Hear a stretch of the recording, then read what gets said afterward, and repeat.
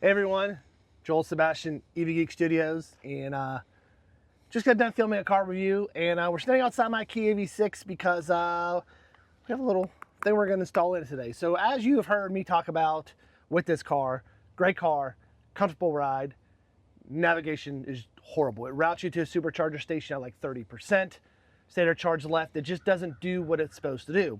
So talking to my friend Sebastian over here, behind us is his Ioniq 5. He uses one of these little nifty devices. And what is this, Sebastian? Yeah, so that's an OBD2 dongle. So I actually have used it. OBD2 dongle. What do those initials stand for? Onboard diagnostics. There you go. Okay. It's a federally mandated, standardized communications for diagnostic purposes. Okay. So I actually use one on my Bolt as well. And we're basically talking about this is a good option for a lot of cars that have absolutely terrible built-in route planning or no route planning whatsoever. Mm-hmm. We're going to be talking about kind of in this video, we're going to look at a better route planner, which is a fantastic app. They are now owned by Rivian. Rivian? Not sponsored. I paid for this hat, $35. But if they want to, we'll take it. Anyway, so yeah, we're going to kind of talk about that some. We're going to go through how you set that up and kind of why you would do that. Mm-hmm. So, what other, besides that, what else can this do for you for your car? Yeah, so you can also use it like if you ever had like a trouble light come on, like a check engine light, which is not an engine light, whatever you want to call it, check vehicle light. You can come in, there's apps so you can go and read what codes there are. Yep. There's another app I use called Car Scanner Pro that has built-in like dashboards, so I can kind of open up and see battery voltage or how much power is going in, how much power is coming out, like if I was DC fast charging, how much power the car is requesting. Gotcha. All sorts of things, battery temperature. I mean, you can use it for all sorts of things, and it's not an EV specific thing either. You know, you can take this to any gas car and plug in and get all sorts of various information on those as well. So how is this able to communicate with certain apps like that? So for us, it'll be via Bluetooth. Mm-hmm. There's also versions that use Wi-Fi. There's USB versions to hook up to like computers. Mm-hmm. There's 700 different ways you can use one of these, but this one will be over Bluetooth. Gotcha. And we're going to kind of walk through steps. I've not signed up for a Better Route Planning Premium yet, so we'll kind of walk through those steps, how to connect it through there, so you can get like the real-time diagnostics tapped in to that app. So we're going to get everything set up. So come back here in a second, and we'll get started.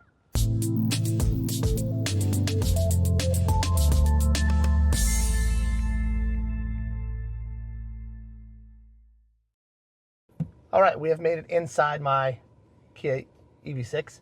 All right, Sebastian, so let's kind of, before we get started, let's go over what the built-in software of the Kia looks like. Yeah, so this is the built-in Hyundai Kia route plan or navigation, and to do a route plan, you come in, you search, you say where you want to go. So let's say I want to go to Austin. There we go. Texas. Cool. And we'll hit route. And I'll come up. It does say include charging stations. Mm-hmm. Good. That's what we want. But when you come in here and do this, it's not very quick. It says we have to make 4 stops between now and... These are actually better arrivals than it usually will do. But it's, 21 to 64. Yeah, it doesn't stay on there. There we go. There you go. 20 to 76, 20 to 60, 21 to 60. Actually, this isn't terrible. But you'll notice something. Do you know why Hyundai and Kia will only ever let you get to a charger at 20%? Why? And not any lower than 20%? Why? They stop preconditioning below 20%. That's right. And so they won't have you get to a charger below where battery preconditions. Anyway. And you can't set it lower. So this is actually much better than it usually does. Usually it'll be trying to get you to chargers at 40-something% for some reason. But only charging to 67. Why don't you just charge to 80 if you're going to be there? And then maybe eliminate a stop later. Right. Yeah. And the other thing in here too is you can come in. You don't have all the buttons that I have. Nope. It throws me off every time. See, did yours did get the fancy new Tesla filter. Thank you for turning it on for me. You're welcome. I did not know that was on my, it could have been nice my last trip. You're welcome. Yeah. So now it'll actually route to Tesla. Anyway. So go ahead and hit Nashville real quick and see what it does. Because that's where we just came from and that's where I used this at. You'll probably find an address in there from Nashville. Oh, it's not saved. Make sure you don't pick Nashville, Arkansas. Yep, John Lewis where we were at.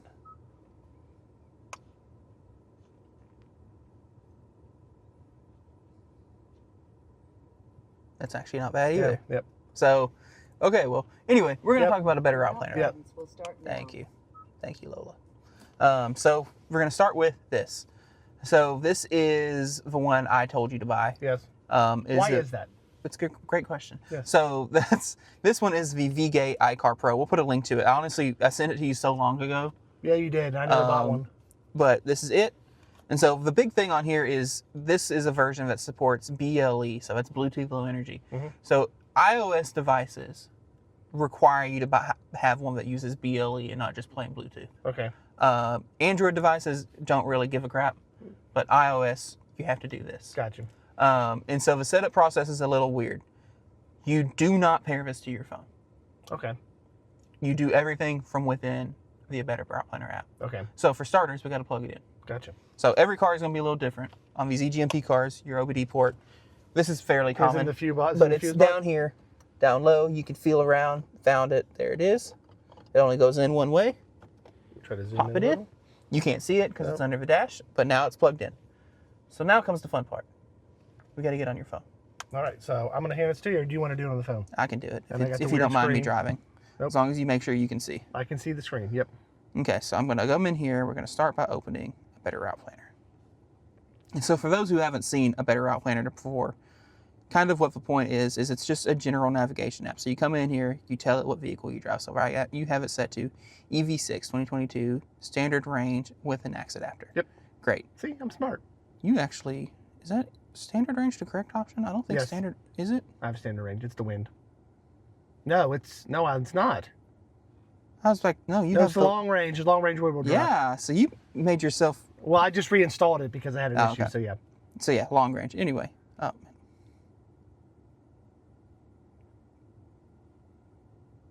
Oh, it didn't change the name. Okay. Yeah. This is not typical setup process. Update. There we go. Cool. Anyway, so yeah, when you select a car, you just come in, you tell it, like, I have a, this is also, I like doing this sometimes because you can come in and throw any car in here. Yep. So I have like a Ioniq 5 and you tell it your adapter, whatever. Yep. Anyway, so once you're in here, you'll see this map and you can see it has all these pins on it. So those are all random chargers and just kind of show you what it does when it's not set up. I want to go to Nashville, Tennessee. We'll do that from where I'm at to Nashville, Tennessee, and we'll hit plan. And you'll see it takes into account weather, whatever, 6 hours, 5 minutes, 2 stops. See, what did the Kia want me to do? Right, 4 stops. Yep. And once you just stop here at a Tesla supercharger in Memphis Yep. for 25 minutes, and although that will take more than 25 minutes. That is one thing a Better Route Planner does that drives me a little crazy. It does not take into account that a Tesla supercharger won't charge your car at full speed. Gotcha.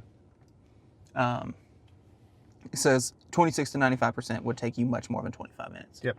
But nonetheless, usually that's pretty decent. But that's also things you can come in here and set. So I'll show you some But of this if I would have already. went by this, I probably would have wasted a 20-minute stop somewhere Yeah. that I didn't need to. So I can come in and you have options here. You can choose how often you want to charge. So do you want to do just whatever the quickest arrival is? Do you want to do a lot of different short stops? Mhm.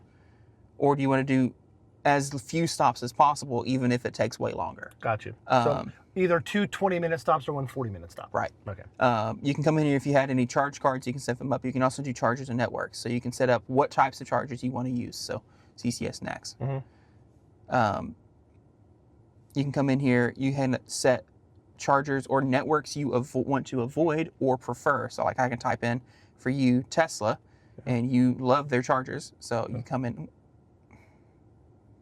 I tried to autocorrect when I got out. Tesla. Great. Now they're super preferred. You can do Electrify America. Yep.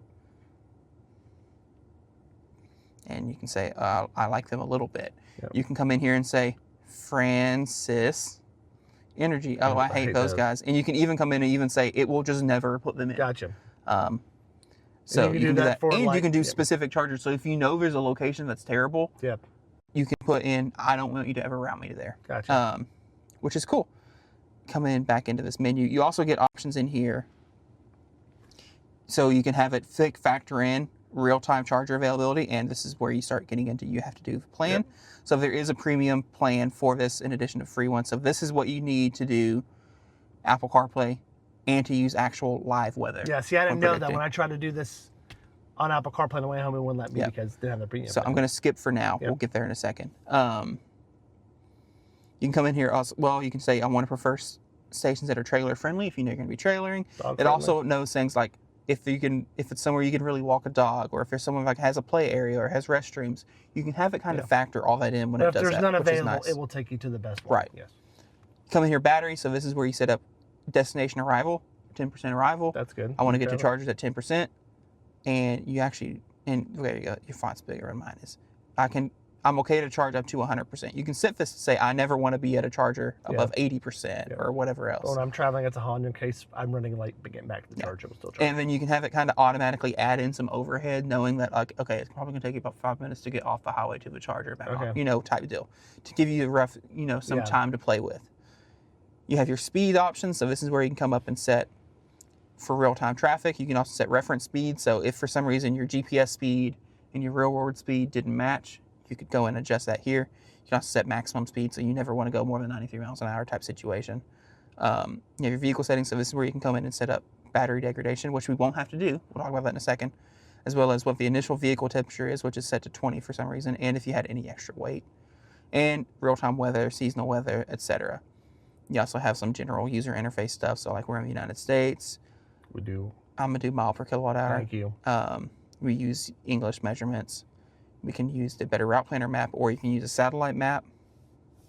I use satellite in my car. That's really a personal preference thing. Navigation, do you want to do voice guidance? Do you want to use street names, etc.? We don't really worry about speed cameras here, but it can tell you. Just little things like that. Okay, it's time. I've talked enough. We kind of went through those settings quickly. We'll actually hit automatic here, and it's going to tell us we need premium. So we might as well go ahead and do that. Do it. Do what you need to. Do you want to do monthly or annual? Just do monthly. Start. Oh, dang, it's going to be my face, won't it?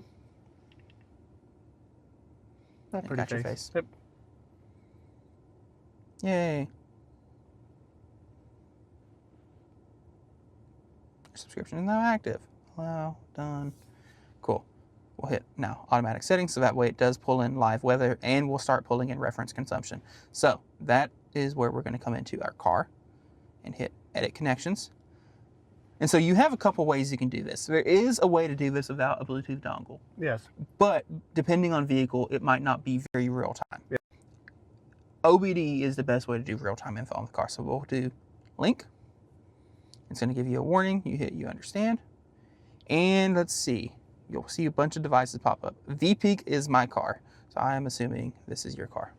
Yeah, there's no other cars in this parking lot, so that would be. And so it's going to connect. You see it's going to get your config. Boom. Now you can see here, you're currently pulling 0.8 amps at 742 volts. Unknown. Interesting. Oh, that's going to be your odometer and yeah, hold on. I know what that is. Let's hit save. Sebastian It'll fix the itself. whiz. It'll fix itself here in a second. Good.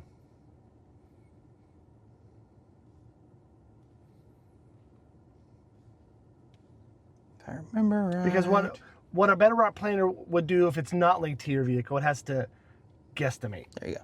Is that correct? Right. Yeah. So you can see, oh, yours is actually showing at 57,000 miles. You're at 68% state of charge, you're pulling half a kilowatt, 742 volts, your battery is 71 degrees, and you have no degradation. Yes.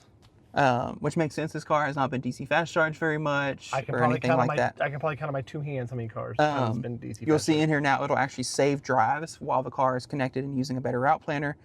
And you'll notice it will start having settings in here for consumption. Because one thing that this does, and this is what makes a Better Route Planner awesome, is now that you have purchased it, you can use Apple CarPlay. Give it a second to connect. Because on Kias, older models, it's wired.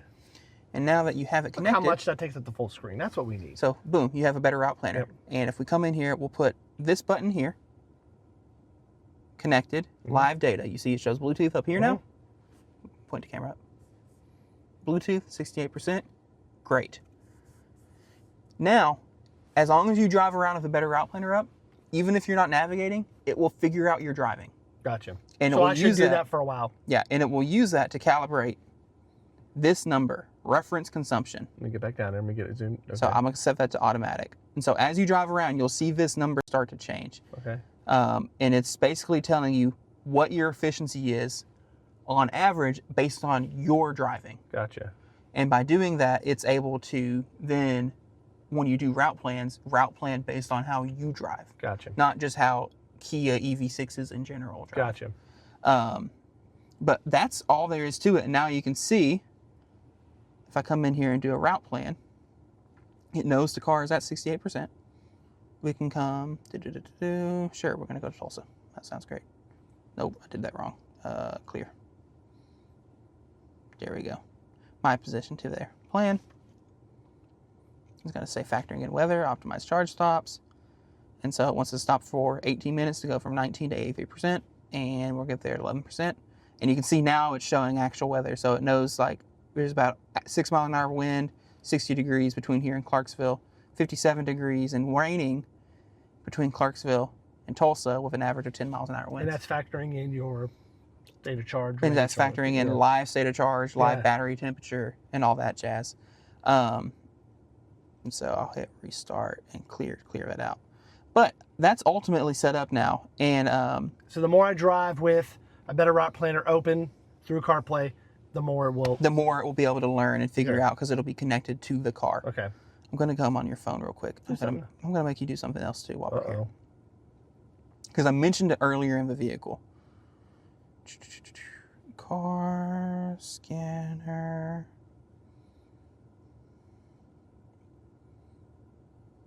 Is that the right one? Yes. Look at Sebastian just taking care of me today.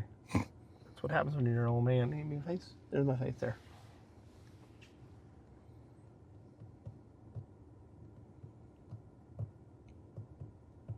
We'll cut this part. You sure? If it downloads.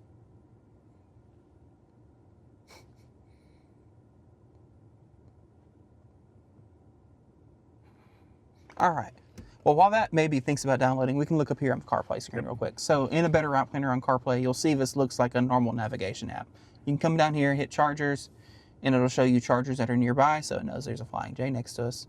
And then there's a Shell Recharge. And it gives you, also, if it has station status, it will report it there. So Shell Recharge ties in, tells you there's 4 available. Is this data pretty live?